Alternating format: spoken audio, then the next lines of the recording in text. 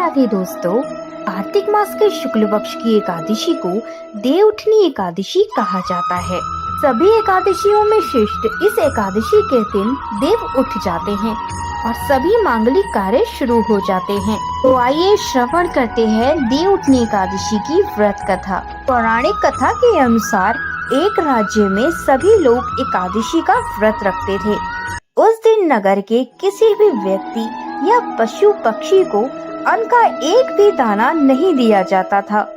एक समय ऐसा हुआ कि दूसरी जगह का एक व्यक्ति राजा के दरबार में पहुंचा और नौकरी देने के लिए प्रार्थना करने लगा। तब राजा ने कहा, नौकरी तो ठीक है, लेकिन मेरी एक शर्त है। माह में पड़ने वाली 2 एकादशी व्रत के दिन अन्न नहीं मिलेगा। राजा ने नौकर को यह शर्त बताई। उस व्यक्ति ने नौकरी के लिए राजा की यह शर्त मान ली। अगले माह एकादशी व्रत आया। उस दिन उसे अन्न नहीं मिला। उसे फलाहार की सामग्री दी गई खाने के लिए। वह राज दरबार में पहुंचा और कहने लगा, हे राजन, फलाहार से मेरा पेट नहीं भरेगा, मुझे अन्न चाहिए।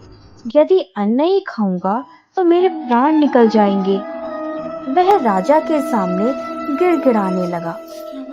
राजा उसकी पुकार सुने या ना सुने, किंतु भक्त की पुकार पर भगवान को तो आना ही पड़ता है।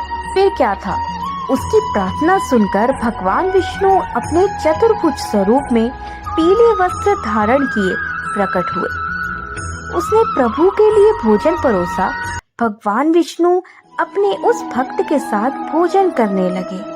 भोजन के बाद भगवान अपने लोक वापस चले गए और वह व्यक्ति अपने काम पर चला गया। जब अगली एकादशी आई तो उसने राजा से कहा कि उसे 2 गुना अन्न चाहिए। पहली एकादशी पर वह भूखा ही रह गया था, क्योंकि उस दिन उसके साथ भगवान ने भी भोजन किया था। उतने अन्न में दोनों भोजन ठीक से नहीं कर पाए थे। उसकी यह बात सुनकर राजा अचरज में पड़ गया। राजा ने उससे कहा, तुम्हारी बात पर विश्वास नहीं हो रहा। कहीं तुम भोजन के लिए ये झूठ तो नहीं बोल रहे कि तुम्हारे साथ भगवान भोजन करते हैं? मैं तो सभी एकादशी का व्रत और पूजन पाठ करता हूँ, लेकिन भगवान ने मुझे तो कभी दर्शन नहीं दिए। इस पर नौकर ने राजा से कहा, यदि आपको मेरी बात पर विश्वास ना हो तो आप स्वयं मेरे साथ चलकर देख लीजिए। राजा उसके साथ चलने को तैयार हो गए। एकादशी के दिन राजा एक पेड़ के पीछे छिपकर देखने लगे। वह नौकर नदी के पास जाकर स्नान आदि करके भगवान के लिए भोजन बनाने लगा। भोजन बनाने के पश्चात उसने भगवान को पुकारना शुरू किया कि भगवान आइए भोजन ग्रहण कीजिए।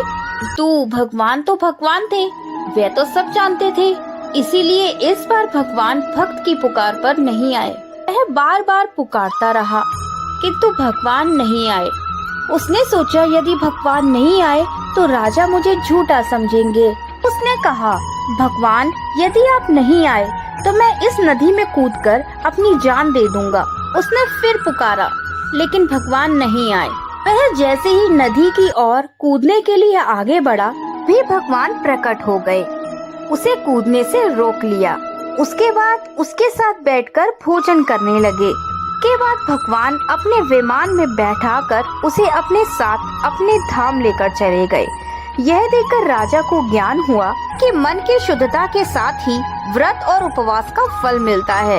इसके बाद राजा भी पवित्र मन से व्रत और उपवास करने लगा। जीवन के अंत में उसे भी स्वर्ग की प्राप्ति हुई।